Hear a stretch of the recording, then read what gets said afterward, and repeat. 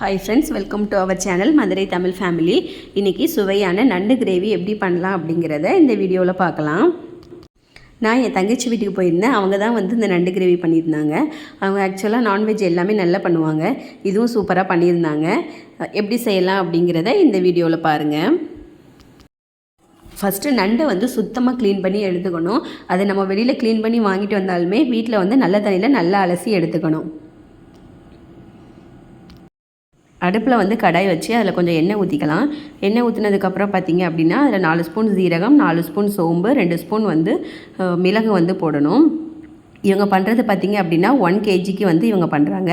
இதே நீங்கள் 1/2 kg அப்படி பண்ணுறீங்க அப்படின்னா இதோட குவான்டிட்டி இதோட ஆஃபாக நீங்கள் எடுத்து பண்ணணும்.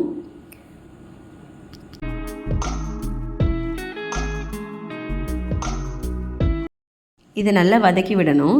வதங்கினதுக்கப்புறம் பார்த்திங்க அப்படின்னா இதில் கொஞ்சம் வெங்காயம் நறுக்கி போடணும். இதில் போட்டிருக்கிறது பெரிய வெங்காயம் தான்.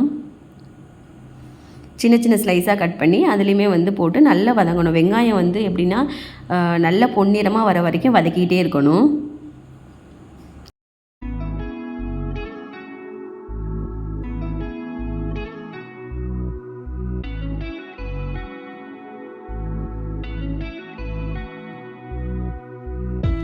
இப்போ இதில் 2 பச்சை மிளகா,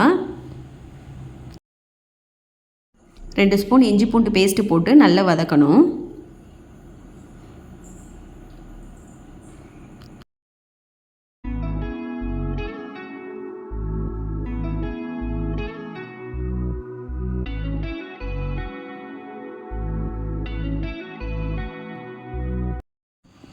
அப்புறம் பார்த்திங்கன்னா அதில் 1 ஸ்பூன் மஞ்சள் தூள், 2 ஸ்பூன் மிளகாய் தூள், 3 ஸ்பூன் மல்லித்தூள் போட்டு நல்லா வதக்கணும்.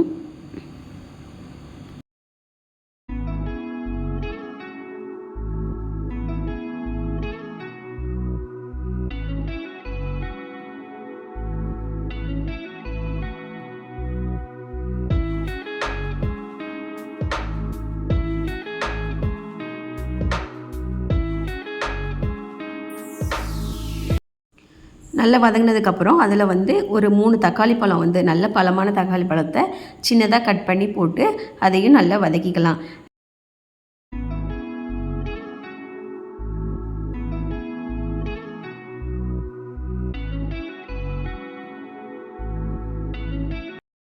இது எல்லாத்தையுமே நல்லா நம்ம வதக்கி எடுத்துக்கணும். கொஞ்சம் பிடிக்கிற மாதிரி இருக்கும். ஆனால் நம்ம கிளறி விட்டே இருந்தால் பிடிக்காது. நல்லா கிளறினதுக்கப்புறம் இதை ஆற வச்சு ஒரு மிக்ஸி ஜாரில் போட்டு நல்லா அரைச்சிக்கலாம். கொஞ்சம் தேவையான அளவு கொஞ்சம் தண்ணி ஊற்றி இதை அரைச்சி வச்சுக்கணும். நம்ம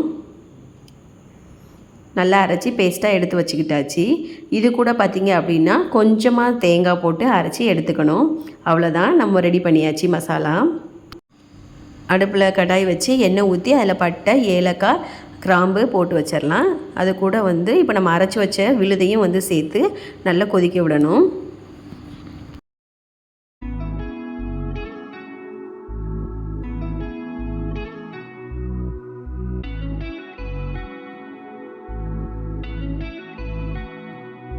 விழுதை சேர்த்தாச்சு.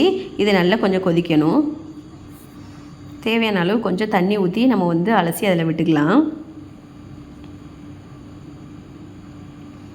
நல்லா கொதிச்சதுக்கப்புறம் இதில் நண்டை ஒவ்வொன்றா எடுத்து நம்ம உள்ளே சேர்க்கணும். அது சதைப்பகுதி அந்த கிரேவியில் படுற மாதிரி சேர்க்கணும்.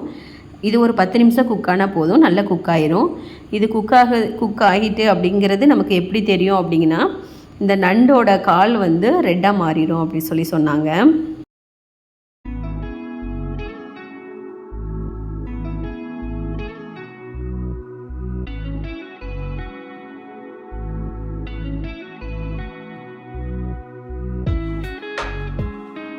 நண்டை போட்டதுக்கப்புறம் இது எல்லாத்தையும் நல்லா கிளறி விட்டுடணும்.